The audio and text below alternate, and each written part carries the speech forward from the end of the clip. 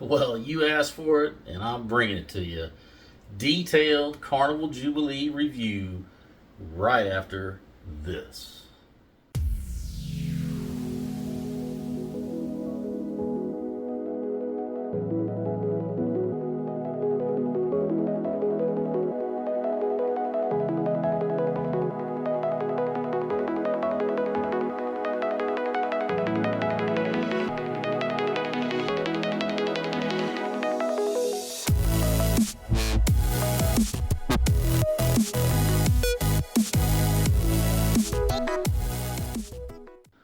Well, folks, I'm not going to waste your time, so let's jump right into it. First things up is the embarkation process. So, I know that because of the size of the ship, they had to invest some money at the cruise terminal to be able to accommodate that many passengers, and they had to set up two gangways to get on the ship instead of the typical one that they had in the past. They did kind of widen up the areas inside the terminal, and so that's something that I noticed right off the bat. The process itself, I got there. My boarding time was between 11:30 and 12. Got there a couple minutes late, so they threw me in the early late line. And but I have to say that the process was real smooth. From start to finish took me somewhere between 10 and 15 minutes from the time that I got to the terminal to when I was setting foot on board the Carnival Jubilee. First impression. Well, I had never been on an XL class ship before, so I wasn't sure what to expect. And right away, I was just blown away. Was just the only way I can describe it. And the size, the decor, all the different venues, all the activity. I mean, it was something that I hadn't experienced before on a Carnival cruise, and so very positive first impression. I think I wandered around for the first 5 to 10 minutes, just kind of in awe, just kind of trying to figure out where I wanted to go, what I wanted to do first. And so that was something that was a very welcome change. Sometimes you got to change things up with each cruise line. They're trying to, not necessarily outdo the other cruise lines, but you want to keep your passengers engaged and give them a reason to come back. And I would say that with the XL class ships, that is something that Carnival has definitely knocked out of the park. All right, the next thing I'm going to talk about is the cabin.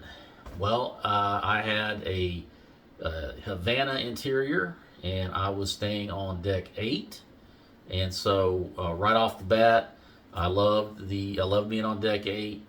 It gave me access to all kinds of stuff right there without having to leave that deck. All kinds of eateries, bars, you name it, it's all right there. So I love the location. If that's something, a lot of people will try to figure out where, what deck to book their cabin on.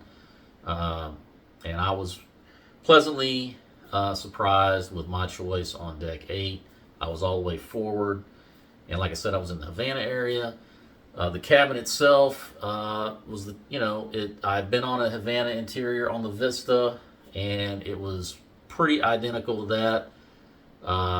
Size-wise, the cabin itself is pretty much typical what you might expect for an interior.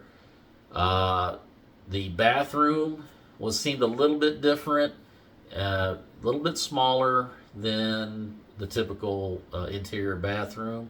But I think what happened is the size of the bathroom itself is probably about the same, but what they did is they gave more space to the shower. So the shower seemed a little bit bigger to me. Anyway, that's just my opinion on it.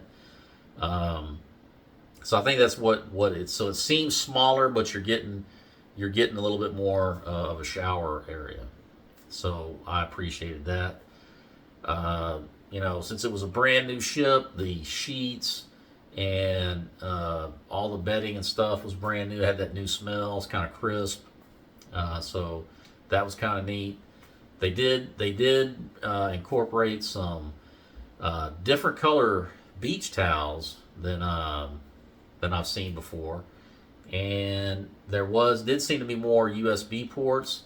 They had a couple of USB ports by the bed, and I believe there was 4 right there at the little vanity table, plus 3 regular wall size outlets. So that was nice.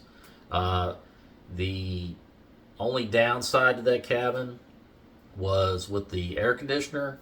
I felt like it didn't cool as well as it should have, but it could be just the newness. Maybe they need to make some adjustments, and that's me being kind of nitpicky. That was just my experience. So just hopefully that'll be something that gets ironed out down the road. But if you're one of those people that you like the cabin ice cold like a crypt at night when you go to bed, you might want to think about bringing a fan. But that's just that's kind of up to you. But that would be my only advice to fix that problem. All right, next, everybody's favorite topic. It is food, and I would say that this was the best food experience I've ever had on a Carnival ship. So many options. The quality seemed better. And so I guess I'll go ahead and break it down between the complimentary and the specialty or paid dining options. Main dining room, same as you would expect on any Carnival ship. I didn't see anything different there. The wait times were a little bit excessive. And I don't know, once again, if that's just something with the newness of the ship. Maybe they had staffing issues. I don't know. All I know is every time I went on the app to reserve a table, the wait times were anywhere from 60 minutes on up to 120 minutes. That was pretty much the norm. So I ate a couple of meals there, and the wait time was a little excessive. The food quality was great. The service was great. But that's just something to be aware of. Buffet, I only ate at the buffet one time. The buffet seemed very similar in the design to the Vista class, but it did seem like they had more stations set up. But again, I only ate there. I ate there for breakfast one morning, and the food was great. They had it. Like I said, I like the way they have different stations. Seemed a little bit better organized. But that's about all I can really tell you on the buffet. They had the guys' burgers, blue iguana, just like they would on any Carnival ship, although I didn't eat at either one of those this time around because there was just so many other options. I did eat Shaq's Big Chicken for the first time, and I have to say I loved it. I had the Shack Attack and the Uncle Jerome. Love both those sandwiches. Really love the French fries that they had. And honestly, I have to say, I think I prefer Shaq's Big Chicken over Guy's Burgers. I mean, I don't know. I hope that's not sacrilegious to some folks, but hey, or could be that maybe it was just the newness of it. We'll check back with me after I've had it some more, but that's how I feel right now. Another complimentary option is Guy's Pig and Anchor barbecue, and if you've had that on other Carnival ships, it was pretty much the same experience here. But I will say, I felt like the food was prepared better and tasted better on the Jubilee with the Guy's Pig and Anchor, and they also served a breakfast buffet in the morning, which once again, me being on deck 8, I appreciated that. So I pretty much ate all my breakfasts right there at Guy's Pig and Anchor. So kudos to them. The specialty dining, I ate at Rudy's Sea Grill, Bonsai Teppanyaki, and the Fahrenheit 555 Steakhouse. Bonsai Teppanyaki was my favorite out of those 3.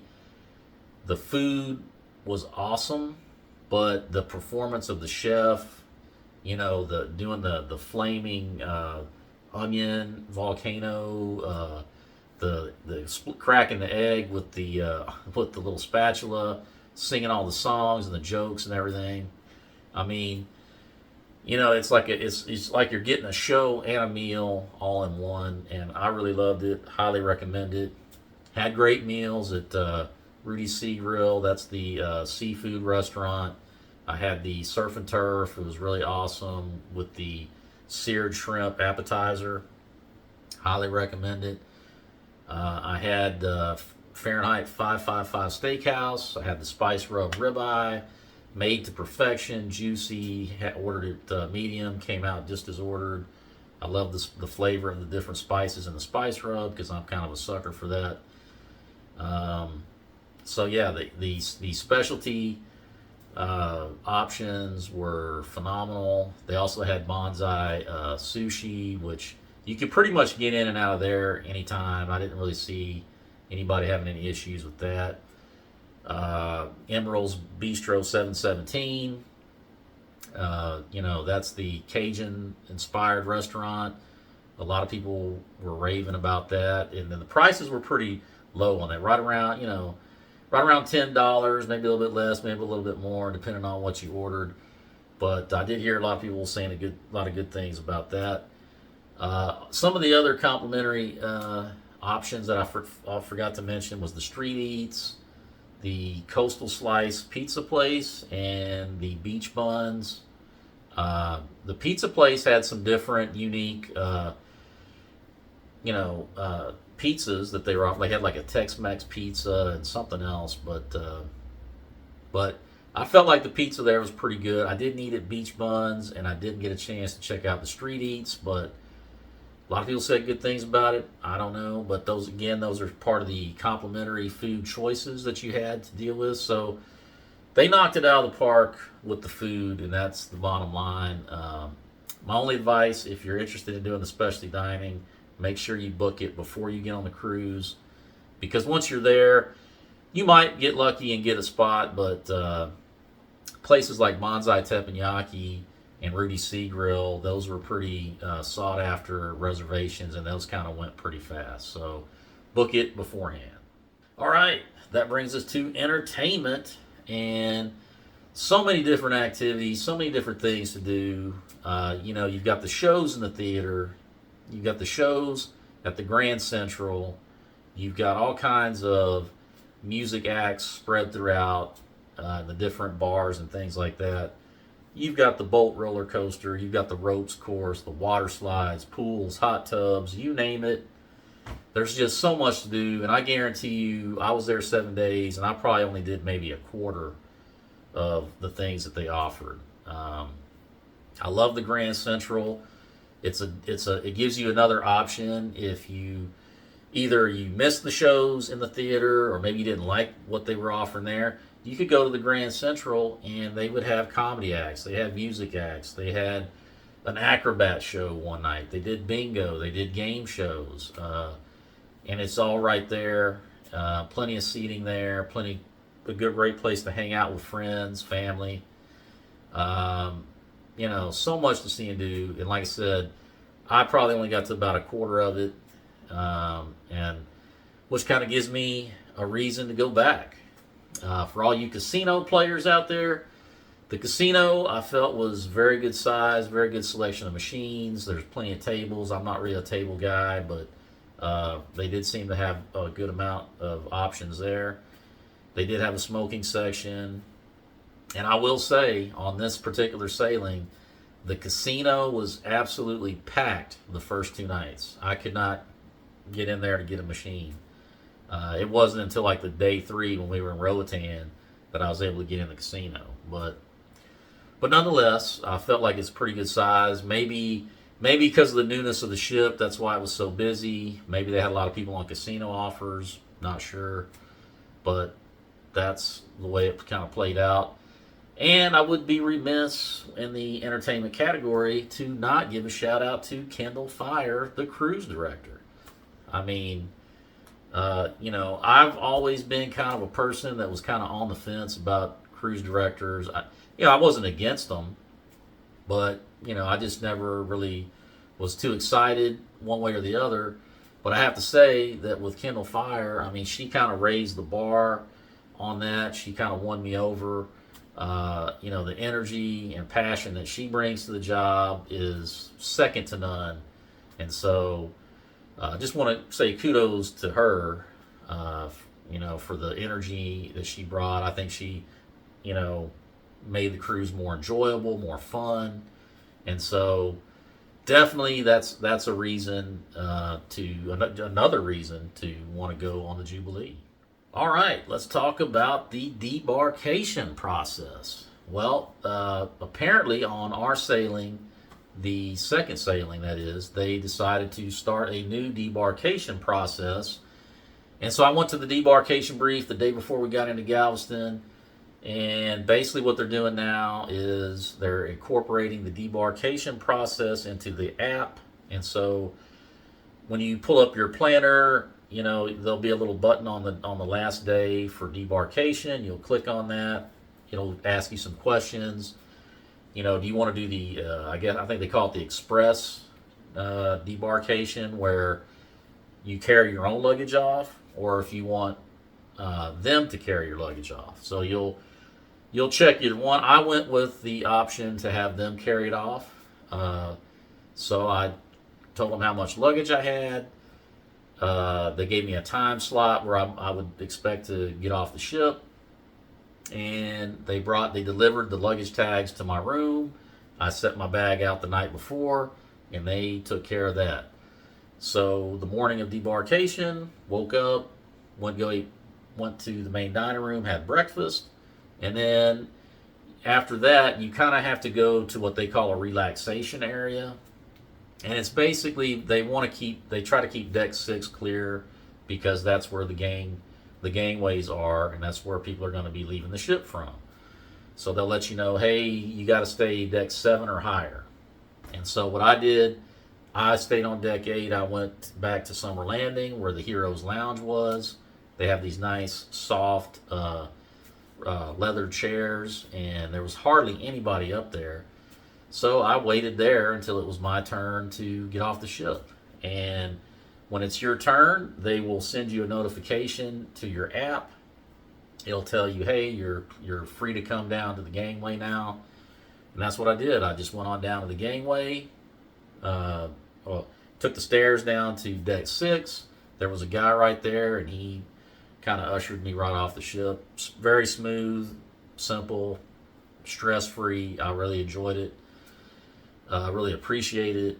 And now, admittedly, once I got off the ship and down into the terminal to retrieve my luggage, it was a bit of a free-for-all, but it wasn't that bad. I was able to kind of fight my way through the crowd to get my bag, and made it out of the terminal and got on my shuttle to go to my parking lot. So I have to say this was the best debarkation process that I've experienced with Carnival. I hope they keep it up. I hope they keep working on it. So yeah, I really appreciated that. So my final thoughts on the Carnival Jubilee. Did I love it? Did I hate it? Well, it's no secret. I mean, I loved everything about it. I loved the ship. I loved, all the different venues, the activities, the food. The crew was amazing, and just the atmosphere in general. This is probably the most fun I've had on any cruise, regardless of cruise line or cruise ship.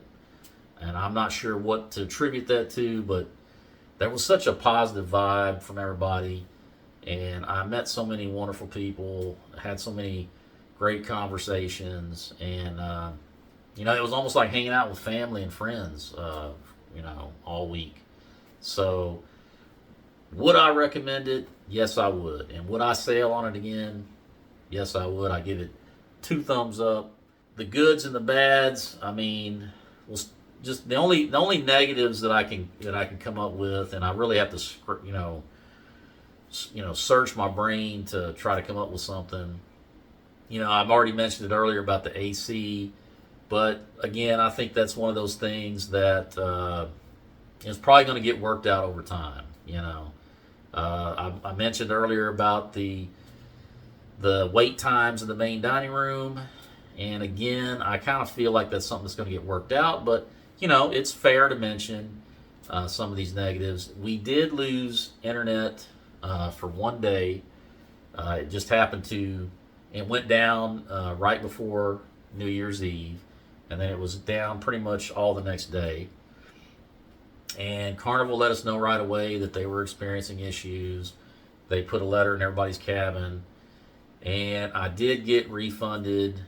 I think they gave me a credit for one day's worth of the internet package, and so you know that's fair. And you know what I expect on a new ship, or even on any ship for that matter, there's going to be some glitches, especially when you're talking about the internet. You're relying off of satellite connectivity, so it's going to go down from time to time. And at least Carnival addressed it. They did issue a credit, and so you know I appreciate that. Well, that's it, folks. That's all I've got on the Carnival Jubilee. Let me know in the comments if you have a question about anything I covered, or if there's something I didn't cover and you'd like to know about. I do my best to answer any and all questions. If you like this video, consider hitting the thumbs up button on the way out. And if you're new to the channel, consider subscribing. You know, it's absolutely free, helps the channel grow, helps push the message out to the masses. And I truly appreciate anybody that watches, subscribes, likes, shares, comments. And I hope you're having a great day, and I hope you're enjoying whatever it is you're doing. And I will see you on the next video. Take care, everybody.